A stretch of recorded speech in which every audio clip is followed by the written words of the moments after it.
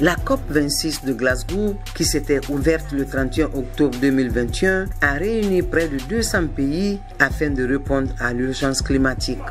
Une urgence qui se situe à plus d'1,5 degré Celsius, allant de la réduction des émissions de gaz à effet de serre à la sortie des énergies fossiles. La réduction de la température mondiale de plus d'1 degré est et reste l'objectif le plus ambitieux de l'accord de Paris.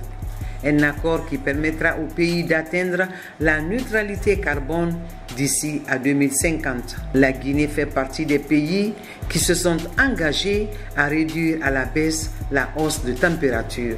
Particulièrement riche en ressources naturelles, la République de Guinée est considérée comme un puits de carbone grâce à ses ressources forestières. Des ressources gravement menacées par les impacts des changements climatiques dont les effets pourraient être préjudiciables à tous les êtres vivants ainsi que leur habitat. Une situation qui justifie la participation de la Guinée aux travaux annuels des différentes COP. Cette année, le CNRD, dans sa logique d'honorer ses engagements internationaux, a dépêché la ministre de l'Environnement et du Développement durable pour y prendre part. Madame Lupou Lama était à cette occasion accompagnée de certains cadres du département, ceux des experts du PNUD, des ONG et représentants de médias.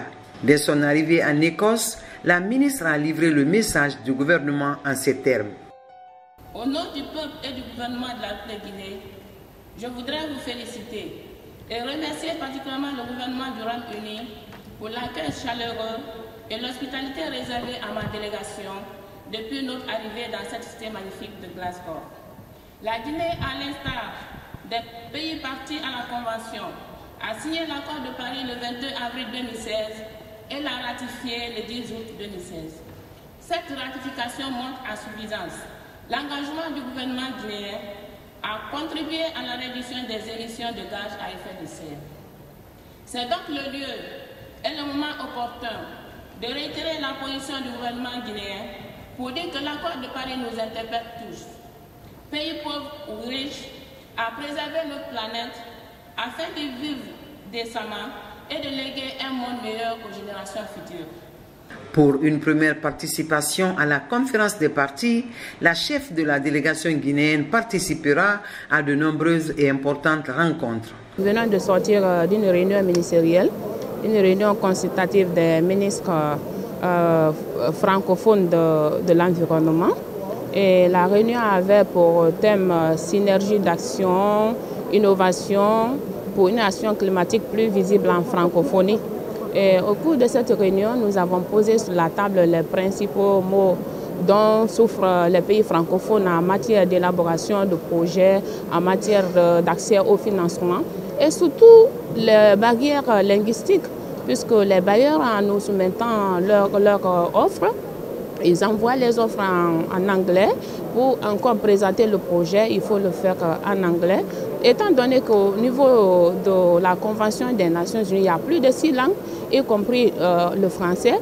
Donc nous avons plaidé en faveur de la valorisation de la langue française dans toutes les assistantes qu'ils vont fournir aux pays francophones. La francophonie est effectivement le lieu pour que les pays francophones se réunissent pendant les conférences climat afin d'échanger sur les difficultés ou les enjeux futurs et comment les adresser et comment les résoudre.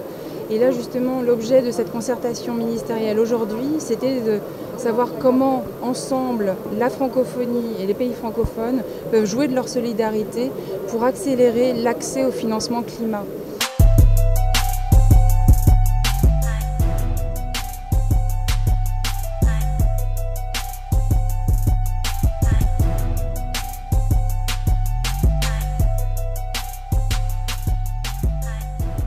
C'est la première fois qu'un secrétaire général des Nations Unies puisse tenir des audiences en langue française.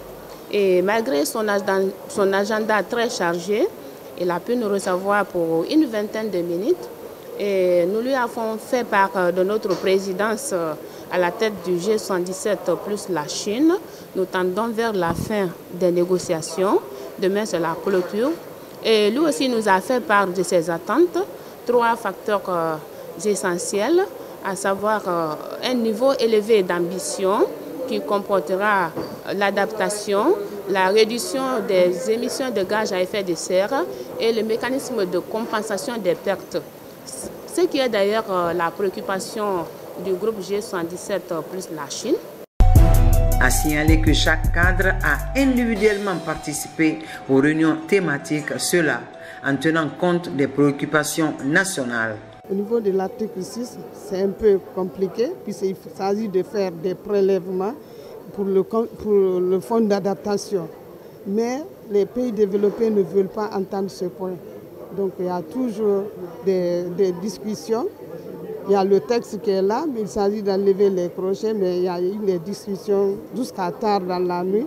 On est en train, puisque les discussions qui n'ont pas abouti, on doit les porter au niveau politique maintenant pour voir comment, puisque la Guinée étant un pays vulnérable, on aura besoin d'avoir des financements pour les projets d'adaptation et des projets d'atténuation dans le cadre de la mise en œuvre de notre CDN révisé. On vient juste finir les négociations sur les pertes et préjudices.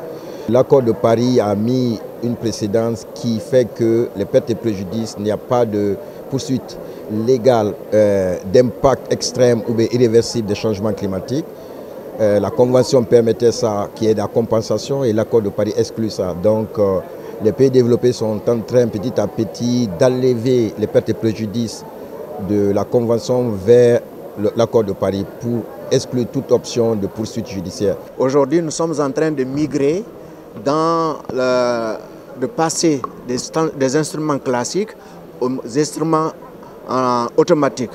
Aujourd'hui, la Guinée, à travers le projet SAP, est en train d'installer de nouvelles stations automatiques. Les stations sont déjà prêtes à Conakry. On est en train de les installer. Mais je viens de découvrir encore un autre type de station avec les Japonais, lesquels nous avons pris contact également pour voir comment on peut avoir l'humidité du sol et aussi avoir quelques paramètres au niveau du continent à partir de notre côte. J'ai pris part à beaucoup d'activités, surtout il y a eu deux discussions. La première sur les genres et changements climatiques, deuxième l'action pour l'autonomisation climatique. Le 9, il y a eu une journée dédiée pour les genres. Nous nous sommes intéressés surtout aux questions de financement climatique pour chercher à aider à mobiliser davantage des ressources. Mais cette fois-ci, la nouveauté, c'est qu'on s'est aussi intéressé à l'innovation technologique liée au changement climatique, à la transition énergétique, la transition verte et la transition bleue. Comme vous le savez, nous sommes en train de développer la stratégie nationale d'économie bleue et on doit bientôt développer un programme national d'investissement lié à l'économie bleue. Nous faisons tout de notre mieux avec ce que nous avons. Nous pouvons faire plus si les pays développés font davantage pour réduire les émissions et nous fournir les moyens de mise en œuvre.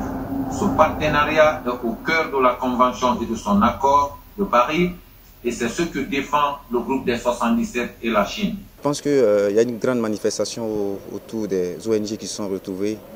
Comme vous le savez déjà qu'il y a plus de 185 personnes, chefs d'État qui sont déjà là et éventuellement avec les jeunes activistes venant de tous les côtés qui se retrouvent. Et je pense que nous avons un calendrier qui permet au fait de lancer des messages forts, qu'il est temps de poser des actes concrets.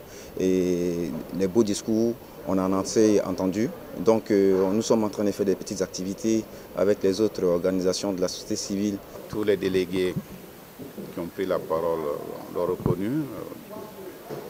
La République de Guinée, pour sa part, a fait vraiment une contribution significative à travers le discours de Madame la ministre, qui était un discours de haute facture et qui a réuni l'essentiel des préoccupations de la Guinée en matière d'environnement, en matière de changement climatique. Je pense que ça a été une très grande contribution qui a été d'ailleurs remarquée. Donc je voudrais vraiment profiter de l'occasion pour dire merci à Madame la ministre et aussi à l'équipe qui l'accompagne. Beaucoup d'initiatives ont été formulées. La délégation a suivi le programme qui a été établi. On a eu des rencontres avec des bailleurs de fonds traditionnels et des bailleurs de fonds éventuels, auprès desquels on a plaidé la cause guinéenne avec des programmes précis. Et je pense que tous ces interlocuteurs ont noté les préoccupations de notre pays et j'estime qu'en gardant le contact avec ces investisseurs, nous aurons quelque chose d'eux parce que la question environnementale, la question climatique est une préoccupation mondiale. Tous ces programmes contribueraient, à n'en pas douter, d'identifier des sources de financement pour des projets d'adaptation et d'atténuation d'une part, d'autre part disposer des contacts de partenariat dans le cadre de la lutte contre les changements climatiques. Au nombre des résultats enregistrés au compte de la Guinée lors des travaux, une forte médiatisation aura été faite grâce à l'appui du gouvernement et du PNUD.